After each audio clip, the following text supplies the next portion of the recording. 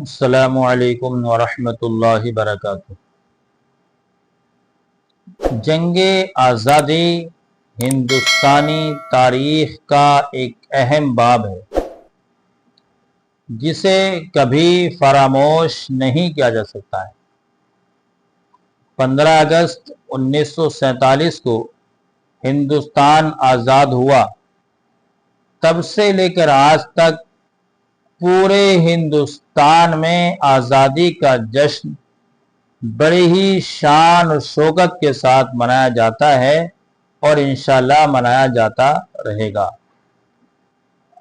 پورے ملک کو اس موقع پر دلہن کی طرح سجایا جاتا ہے اور مجاہدین آزادی کو یاد کیا جاتا ہے۔ جنگ آزادی میں ہمارے علماء نے کس طرح حصہ لیا اور کیا کیا حصہ لیا، اسے میں آپ کے سامنے مختصراً بیان کر رہا ہوں۔ آپ سے گزارش ہے کہ پورا بیان سنیے گا اور آگے شیئر کیجیے گا۔ اس جنگ آزادی میں جو سب سے بڑا کردار ہمیں نظر آتا ہے وہ علامہ فضل حق خیر آبادی علیہ الرحمہ کا نظر آتا ہے۔ یہ علامہ فضل حق خیر آبادی کون ہے؟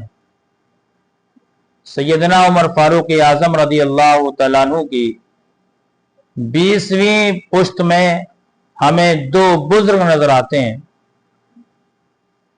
مولانا بہاؤالدین اور مولانا شمس الدین رحمہم اللہ۔ یہ دونوں حضرات ایک ساتھ ایران سے ہندوستان تشریف لائے۔ ذی علم، عالم و فاضل تھے۔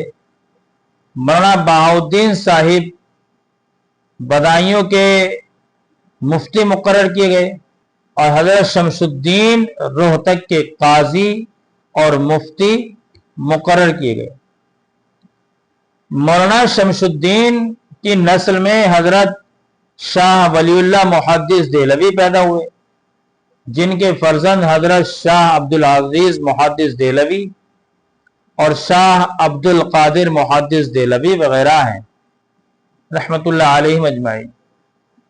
اور مولانا بہاؤالدین کے سلسلے میں چھٹی پشت میں ایک فرزند ہوئے شیخ ارزانی، اور شیخ ارزانی کے صاحبزادے شیخ عماد الدین ہیں۔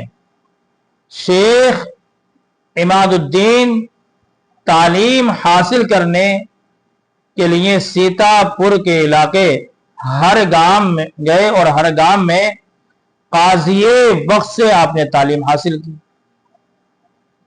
شیخ عماد الدین کے صاحبزادے شیخ ارشد ہوئے اور شیخ ارشد ہر گام سے خیر آباد تشریف لائے۔ اس طرح حضرت عمر فاروق اعظم رضی اللہ تعالیٰ عنہ کا یہ سلسلہ نسب عرب سے ایران، ایران سے بدایوں، بدایوں سے ہر گام اور ہر گام سے خیر آباد پہنچتا ہے۔ خیر آباد میں شیخ ارشد کے یہاں علامہ فضل امام خیر آبادی پیدا ہوئے۔ علامہ فضل امام خیر آبادی اپنے وقت کے نہایت ہی جلیل القدر عالم دین تھے۔ معقولات و منقولات دونوں میں ان کا سکہ چلتا تھا۔ انہی علامہ فضل امام خیر آبادی علیہ الرحمہ کے دولت سرائے میں جو بچہ پیدا ہوا انہیں دنیا علامہ فضل حق خیر آبادی علیہ الرحمہ کے نام سے یاد کرتی ہے۔ کون علامہ فضل خیر آبادی؟ وہ علامہ فضل خیر آبادی جنہوں نے جنگ آزادی میں نہایت ہی نمایاں کردار ادا کیا ہے، جو حضرت عمر فاروق اعظم رضی اللہ تعالیٰ عنہ کی 32ویں شہزادے ہیں۔ میرے پیارے سامعین، یہاں یہ بات بھی قابل لحاظ ہے کہ آپ شہزادے خلیفہ دوم حضرت عمر فاروق اعظم رضی اللہ تعالیٰ عنہ کے ہیں۔ جب ہم سیدنا عمر فاروق اعظم رضی اللہ تعالیٰ عنہ کا زمانہ دیکھتے ہیں تو سیدنا عمر فاروق اعظم رضی اللہ تعالیٰ عنہ کے دور خلافت میں کہ اسلامی جہاد سب سے زیادہ عیسائیوں سے ہوا ہے، تو یہ جد امجد کا ہی اثر ہے جو 29ویں بیٹے میں ہمیں نظر آ رہا ہے۔ یہ سیدنا عمر فاروق اعظم رضی اللہ تعالیٰ عنہ کی جلالت تھی، ان کی شجاعت اور بہادری تھی جو علامہ فضل حق خیر آبادی کے اندر نظر آتی ہے۔ علامہ فضل حق خیر آبادی کی حیات طیبہ کا مختصر خاکہ بھی آپ دیکھتے چلیں۔ 1212 ہجری 1797 عیسوی کو علامہ فضل حق خیر آبادی علیہ الرحمہ کی ولادت بسعادت ہوتی ہے، اور 1225 ہجری مطابق 1819 عیسوی کو 13 سال کی مختصر سی عمر میں آپ علم دین حاصل کر کے عالم اور فاضل بن گئے تھے۔ 4 سال کی عمر میں آپ نے قرآن مجید مکمل حفظ فرما لیا تھا۔ آپ کا دور انگریزی دور تھا، ہر جگہ انگریز قابض تھے۔ 1832 عیسوی سے لے کر 1856 عیسوی تک علامہ فضل حق خیر آبادی جھنجر، الور، لکھنؤ اور سہارنپور میں نظر آتے ہیں۔ آخری دور ملازمت آپ کا الور میں گزرا ہے۔ اسی زمانے میں سب سے پہلے 10 مئی 1857 عیسوی کو میرٹھ کی چھاونی کے مسلم اور غیر مسلم فوجیوں نے مشترکہ طور پر بغاوت کی، اور پھر یہ لوگ دہلی پہنچ گئے۔ بہادر شاہ ظفر کو اپنا بادشاہ بنا لیا۔ جس وقت یہ فوج میرٹھ سے دہلی پہنچی اس وقت میں علامہ فضل حق خیر آبادی علیہ الرحمہ الور میں موجود تھے۔ الور سے آپ کو بلایا گیا، بادشاہ سے آپ کی ملاقات ہوئی، اور دہلی کے بااثر شخصیت جنرل بخت خاں کے ساتھ مل کر آپ نے لوگوں کو جہاد آزادی کے لیے ابھارا۔ جہاد آزادی پر ابھارنے کی جو کوشش و کاوش آپ کی رہی وہ کچھ اس طرح سامنے آتی ہے۔ علامہ فضل حق خیر آبادی علیہ الرحمہ نے دہلی کی جامع مسجد میں نماز جمعہ کے بعد سب سے پہلے انگریزوں کے خلاف ایک زبردست تقریر فرمائی، اور اسی تقریر میں لوگوں کو جنگ آزادی کے جہاد پر آمادہ کیا، اور جہاد کی فرضیت اور اہمیت سے لوگوں کو آگاہ کیا۔ اس تقریر سے آپ نے عام مسلمانوں میں جہاد کی خاطر جوش اور جذبہ پیدا فرما دیا۔ اسی کے ساتھ ساتھ علامہ فضل حق خیر آبادی علیہ الرحمہ نے دوسری کاوش یہ انجام دی کہ اسی روز نماز جمعہ کے بعد آپ نے ایک استفتاء مرتب کیا اور ایک سوال نامہ مرتب کیا۔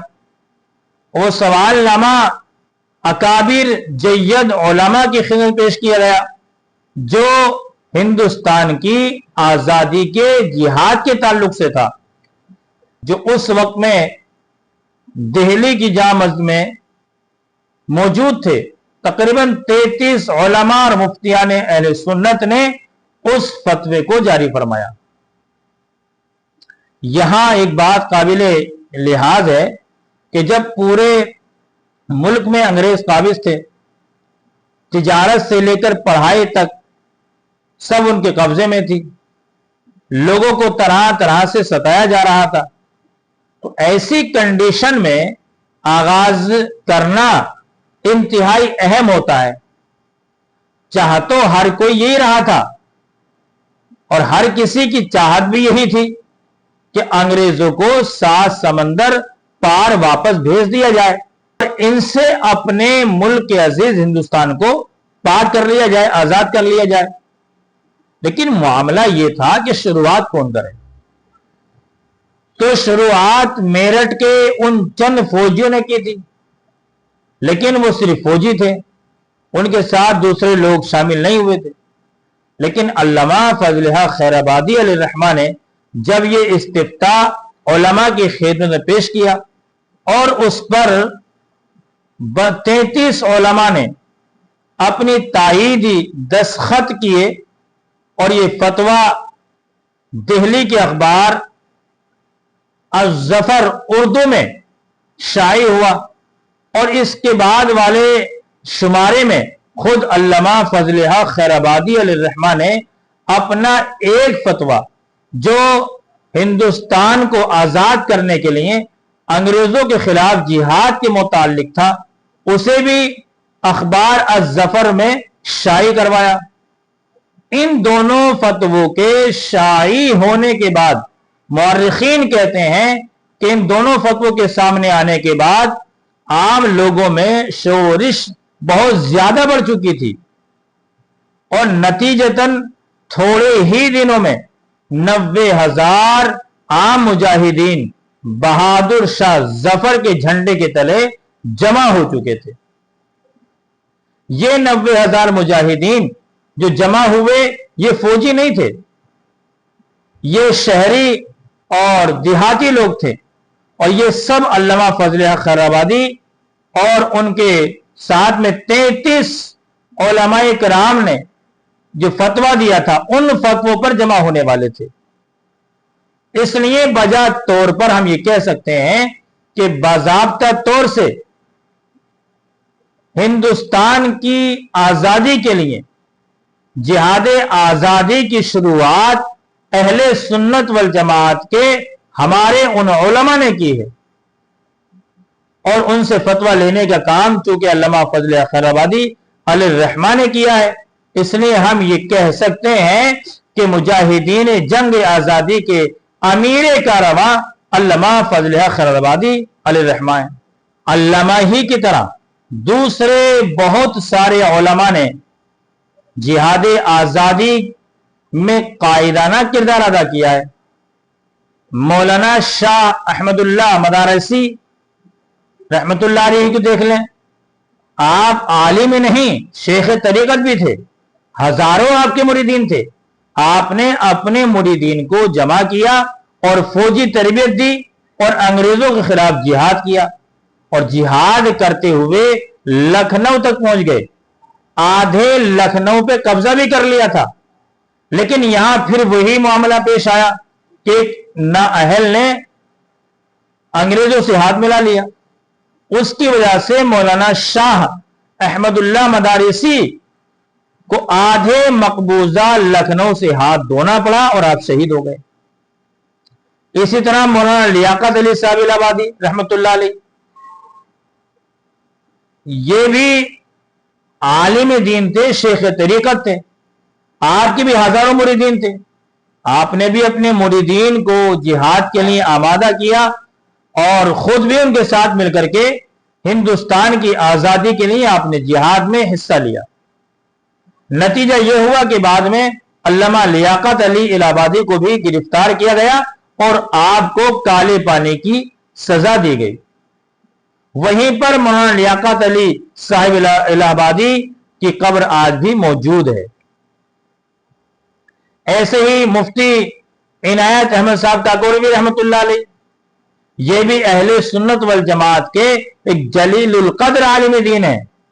آپ نے اپنے قیام بریلی کے دوران انگریزوں کے خلاف جہاد کا فتویٰ دیا تھا، بغاوت کے بعد انگریزوں کے پاس تک پہنچا تھا تو انگریزوں نے آپ کو بھی گرفتار کیا اور آپ کو بھی کالے پانی کی سزا دی گئی۔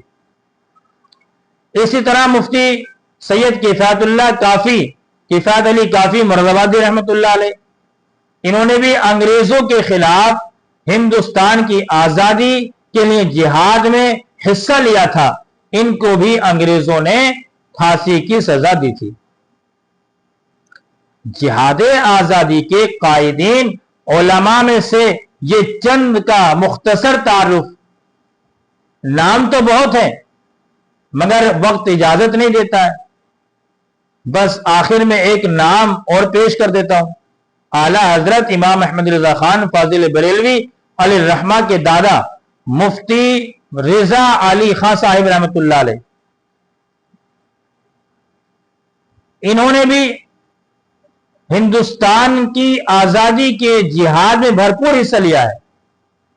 आप बरेली में बैठ करके मुजाहिदीन को घोड़े, औजार, हथियार भेजा करते थे और साथ ही खाने पीने के सामान भी भेजा करते थे। और ये सारी चीजें अंग्रेजों से छुपा करके भेजी जाती थी, वरना अंग्रेज इन पर गाजिबाना कब्जा कर लिया करते थे।